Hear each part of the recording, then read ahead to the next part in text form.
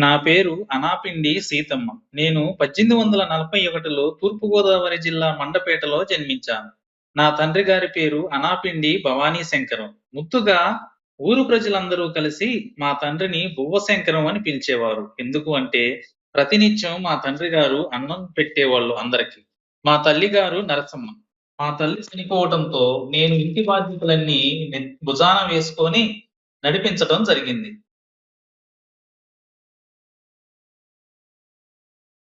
ఒకరోజు మా ఇంటికి లంకల గన్నవరానికి చెందిన పెద్ద భూస్వామి అయిన డొక్కా జోగన్న గారు సభకి వెళ్లి వస్తూ మండపేటకి వచ్చే సమయానికి మధ్యాహ్నం భోజనం సమయం అవటంతో మా ఇంటికి భోజనానికి వచ్చారు.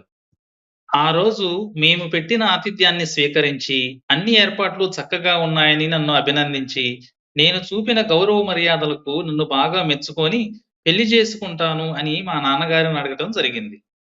డొక్కా జోగన్న గారు ధనవంతుడే కానీ మంచి పండితుడు కూడా కావటం వలన నా తండ్రి గారైన బువ్వన్న నన్ను డొక్కా జోగన్న గారికిచ్చి వైభవంగా వివాహం జరిపించాడు. మా అత్తగారిది గోదావరి మధ్యలో ఉన్న లంకల గన్నవరం. అందువలన అప్పటిలో గోదావరి దాటడం చాలా కష్టంగా ఉండేది. దారి మధ్యలో మా గ్రామంలో ఆగి, మా గ్రామంలో మా ఇంటికి వచ్చి కంపల్సరీగా అన్నం తిని విశ్రాంతి తీసుకొని వెళ్ళటం ఆచారంగా వచ్చింది. మా ఇంటికి ఎప్పుడు ఎవరు వచ్చినా సరే, లేదు తర్వాత రా అనే పదాలు మర్చిపోయి, మేము, మా భర్త ఇద్దరం కలిసి ఏ సమయమైనా సరే కడుపు నిండా అన్నం పెట్టి పంపేవారం. నేను చాలా సార్లు తీర్థయాత్రలకు బయలుదేరి మధ్యలో వెనుదిరిగి వచ్చిన సంఘటనలు చాలానే ఉన్నాయి. కారణం ఆకలితో ఎదురు వచ్చిన ప్రయాణికులు. నా భర్త జోగన్న గారు ఒకసారి నన్ను ఈ విధంగా అడిగారు. "ఎందుకు సీతమ్మా ఉన్నదంతా అన్నదానానికి ఖర్చు పెట్టేస్తావు? మనకి లేకుండా చేసేస్తావు. ఎవరైనా వచ్చి తలుపు కొడితే ఎక్కడ పెట్టలేమో అని భయమేస్తుంది సీతమ్మా." "ఏవండీ మీరేమీ బాధపడకండి. నాకు అన్నం పెట్టమని చేతులు ఇచ్చిన భగవంతుడికి తెలీదా? అయినా నేను అన్నం పెట్టేది ఆ శ్రీ మహావిష్ణువుకే గదా!" అని. ఇది జరిగిన కొద్ది రోజులకే సీతమ్మ గారి భర్త పొలం దున్నుతుంటే కంగుమని శబ్దం. వెళ్లి చూస్తే రాగిబిందె.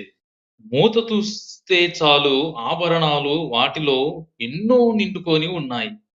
ఇక ఆ లంకె బిందెను తీసుకొని వెళ్ళి ఆ లక్ష్మీదేవి కటాక్షంగా భావించి మళ్ళా తిరిగి అన్నదానం చేయటం ప్రారంభించారు జోగన్న దంపతులు. చూశారా? ఇదే సీతమ్మ గారంటే. అన్నదాన మహిమంటే కూడా ఇదే. ప్రజలారా, సీతమ్మ గారి గురించి 4 విషయాలు చెబుతాను వినండి. ఆంధ్ర అన్నపూర్ణమ్మగా డొక్కా సీతమ్మ గారికి మంచి పేరు. అన్నం పెట్టడంలో ఎముకలేని చేయి. గోదావరి దాటలేక అలసిపోయిన బాటసారులకి కాశీ అన్నపూర్ణేశ్వరి రూపంలో ఆకలి తీర్చిన మహాతల్లి. అందుకే మిడ్ డే మీల్ పేరు కూడా మన రాష్ట్ర ప్రభుత్వం సీతమ్మ పేరు మీదుగా మార్చింది. సీతమ్మ చరిత్రని చిన్న పిల్లలు చదువుకునే స్కూలు బుక్కుల్లో కూడా ప్రచురించటం జరిగింది.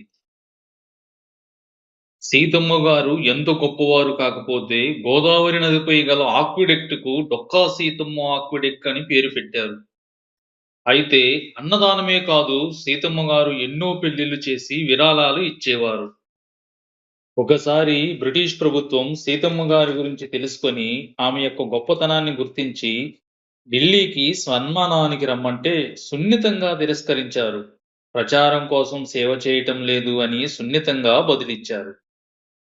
చందాల రూపంలో కానీ, విరాళాల రూపంలో కానీ ఎవ్వరి వద్ద ఏమీ తీసుకోని కారణంగా ఆస్తి మొత్తం కరిగిపోవటం వలన సీతమ్మ గారి తదనంతరం ఎక్కువ కాలం ఈ అన్న వితరణ జరపలేకపోయారు. ఇంత గొప్ప వ్యక్తి కాబట్టే ఈ సీతమ్మ గారి గురించి మన పవన్ కళ్యాణ్ గారు పదే పదే ప్రస్తావించటం జరిగింది.